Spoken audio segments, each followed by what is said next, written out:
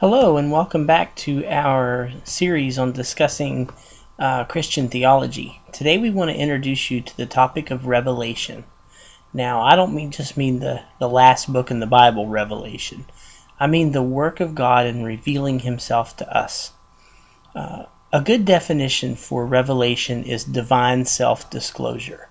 That means that God is disclosing Himself to us in order to make Himself known to us. That is a good place to begin to define the idea of revelation. As we said earlier in our discussion of Prolegomena, revelation is both personal and propositional. That is, it is truth about God and it is truth of God. And both of those are true at the same time. And once we understand revelation, it demands from us some self-reflection and some reflection on what it's about, what it means for us, and how do we unite it all together. In general, Revelation is divided up into two main subgroups. The first is called natural revelation, also called general revelation, also called universal revelation. But the most prevailing term is natural revelation. And simply, that is just revelation that is available in nature. It's available in creation. It's available in human nature. It can be seen and perceived by all. The other main type of revelation is special revelation, which is revelation that is given to a particular people, persons or people, at a particular time for a particular reason. The main ways that we see special revelation in the Bible, first and foremost, is Jesus Christ. The Bible itself is special revelation, and also things like dreams, visions, direct impressions from God, things like that. That's all special revelation because it's directed again to special persons or people at a particular place and for a particular reason. So, those are our two main types of revelation, natural and special.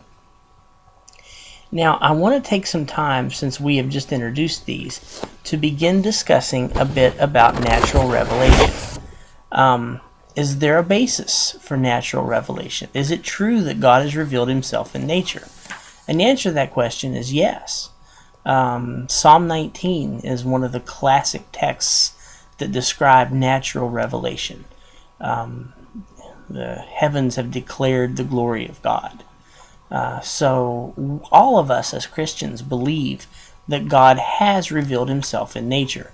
Another place is Romans chapter 1, where it talks about the law within us, the idea of natural law, our own moral code, human reason, and even the basis for what is being discussed today as intelligent design.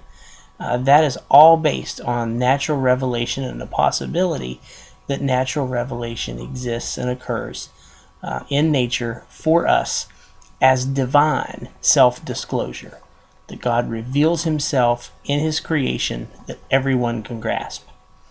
Okay, what does natural revelation tell us about God? Well, now that's an interesting question, and I think that question is a little harder to answer than at first glance. The reason it's harder to answer is because I think oftentimes how we respond to that question is already informed by what we already know. Take this for an example. Suppose two men were standing on a platform looking at a beautiful sunset. One man was a Christian, the other man was an atheist. And they're both looking at this gorgeous sunset. And the Christian says to himself, deep down in his heart, wow, what a beautiful sunset. Because that sunset is so beautiful, I know there is a God who created such beauty. Now the atheist who's standing beside him is looking at the very same sunset, and he says deep down in his heart, wow, what a beautiful sunset. This world is amazing, and the randomness of all brought this to me. Now that's two very different conclusions on the same piece of evidence. They're both looking at a beautiful sunset. They're both admiring it. They're both enjoying it. But one's reasoning for why that sunset exists is already predicated on what he believes about God. The other man's reasoning for why that sunset exists is already predicated on his belief that the world is made, it has nothing more than materiality. So when we talk about natural revelation, one of the things we have to be careful of is that we don't mistake our pre-existing views of special revelation for natural revelation. I think you can see how that works in the case of our two men looking at the sunset. But what can we know about God from natural revelation? Well, we can observe the world in its immenseness, and we know that God is great. We know that He is powerful, immensely so. We see the world in its intricate order, and we know that He is very wise. We see the world in its just total spectrum of color and sound and beauty, and we know that whoever created it is very beautiful. So we know that God is great. Second of all, we know that there is a moral order to this world. There is a moral lawgiver. I don't have to get into this anything beyond what we already know. We know there is right and wrong. We know that innately. And because there's right and wrong, we are expected to obey it. We are expected to do the right and avoid the wrong. And once we see how everything works together, we can know that the created world is not an accident. If we were 1 million miles closer to the sun than the 93 million miles on average, excuse me, that we are, apologize for that. Sorry, I'm going to keep recording because I'm making this one shot work. So forgive me my sneezing. If we were 1 million miles closer to the sun, we'd burn up. If we were 1 million miles further away, we'd freeze to death. We're right where we need to be. Life has the perfect balance here. We know that the chances of that, if you just do it from a purely mathematical, statistical standpoint, are so close to zero that it's impossible. So we know that where we are is no accident. As Christians, we cannot accept that this is just the accidental workings of nature. So we can figure all of that out just by the natural revelation that is present in us, natural law, and around us, creation. Now the question is, can we create a natural theology? Now what's the difference between natural revelation and natural theology? Well, natural revelation is God's self-disclosure via nature. It is what we can see and know of God by what we can observe, both in ourselves and in our environment. Natural theology is the reflection on that revelation and drawing conclusions about who God is based on the revelation. Remember, at the very beginning of this video clip, we said that revelation, once it is understood, demands reflection. We are to reflect on the revelation that we have been given. So then natural theology is the reflection upon the natural revelation that we can see. In other words, we take natural revelation, the natural law and the created order of the world, and we draw conclusions about what kind of God had to have created those things. Now, there's a debate in theology that's raged for generations. Is natural theology possible? Well, let's look at some of the ways in which you might say yes. Okay, number one, God created this world. On that we all agree. And so therefore the world must have some of His characteristics. In other words, He put some of Himself into His creation. All right, we can buy that to a certain extent. Second of all, we as human beings are created in the image of God. Now, we've not really discussed yet what that means, but we're familiar with the verse in Genesis chapter 1 where it says, "Let us make man in our image after our likeness." So we can then say, well, we're created in the image of God, therefore we human beings are like God in some way. We either look like Him, we do things like Him, something. There's some way that we are in His image. A third way is the human intellect, the human mind, is very powerful. Now, none of us believe that it is powerful as God's mind. Now, that would be blasphemy. But we do know that we do possess a lot of capabilities as human beings. The very fact that I can sit here in my own bedroom and talk to my laptop computer, record it, and put it on the internet, and you can hear me wherever you are, it is amazing in and of itself. You can see my face, you can hear my voice, and this was all done because very smart people figured out how to do it. And I could never have figured out how to do this, and probably you couldn't either. But here we are with technology all around us. As soon as I say what I know, I'm going to date myself. But we have cars and airplanes and medical discoveries and electricity, internet and cell phones and wireless this and cloud that. And it's so mind-boggling at our technology. And really, that's all a result of human smarts. We figured this stuff out. Or we as a human race. I didn't. And finally, we know that nature has its own built-in moral order. Now, that's not always kept, but we know right from wrong. There are things across all cultures and across all spectra of human existence that is wrong. Stealing somebody else's things is wrong. Killing someone without reason is wrong. Rape is wrong. There's just some things that are universally morally wrong. Now, that doesn't mean 100% universal, but it's 99%. Almost all cultures see certain things as wrong. So therefore, there is a moral order among humans. Now, given this short list of topics, the moral order, our reason, the creation in His image, and God being the creator would make the world like Himself, we would think that there would be some possibility of natural theology arising out of that. But let's look at the difficulties. If we believe the big picture of the Bible, we know that even though humans were created in the image of God, Adam and Eve, our first parents, ate of the tree of the knowledge of good and evil and fell. So sin has distorted everything.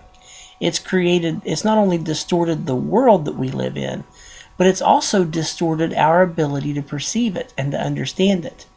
Not only is the world messed up, but our ability to understand and comprehend that world is also messed up. They're not only are they crazy, I'm crazy. The problem lies as much with me as it does with everyone else. And yes, sin has intruded into every part of our lives, and it has also intruded into our ability to make sense of everything. So that makes it difficult to do a completely natural theology. Another is, can we make the leap of inference from creation to creator? And that leap is dangerous, because think of a wonderful work of art, or think of just an ordinary tool made for everyday purposes. Now, what do we know by looking at the art or the tool? What do we know about the one who made the art or the tool? Well, likely not a whole lot. I mean, we can look at the Mona Lisa, for example. But the Mona Lisa, as great as it is and as famous as it is, doesn't tell us everything we need to know about Leonardo da Vinci. It doesn't tell us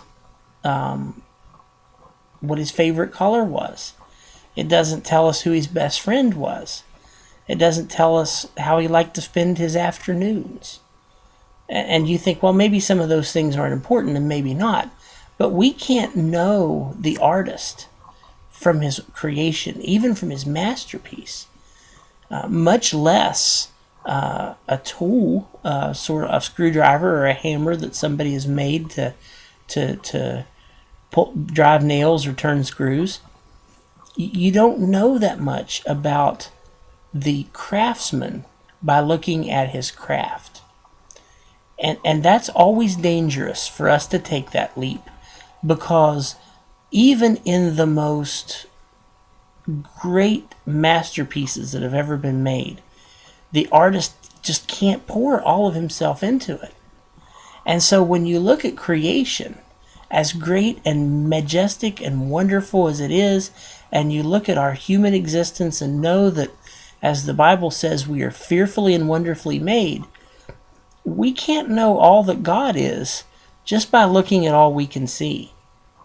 We can't make that leap from creation to creator. We can know some things about the Creator, just as we can know that the great artist is a master of his craft, or the tool maker is very, very utilitarian in the way he builds his tools.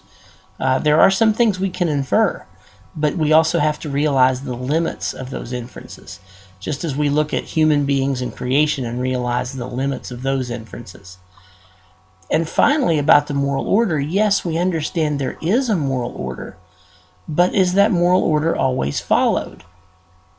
And that extends not only to human beings, but to the rest of creation. Animals kill one another. We've heard the old expression about the world that it's dog eat dog. We sin constantly. We're always breaking the moral law of this world. And because we continue to break it, sometimes I don't know that we're justified by holding it up as a way to know God. Because again, everything is distorted. We live in a fallen and cursed world, and therefore our apprehension of that world itself is distorted and drawn completely out of proportion by the effects of the fall and the effects of the curse. So therefore, we're blinded, and even if we weren't blinded, just by looking at our environment, I don't think we could learn to know exactly who God is and what He's like just by creation. We need some help along the way, and that's what special revelation is all about. And finally, the moral order is broken more often than it's followed. It seems to be breaking down more than it's being built up. And this is historically one of the areas that divide Roman Catholics and Protestants. Protestants, over their existence, have almost always believed that the difficulties of natural theology, the difficulties of creating a theology out of the revelation that is universal or natural, outweigh the good, outweigh what we can know. And whereas Roman Catholics are much more, tend to be much more, I guess you would say, optimistic about what we can do with natural revelation.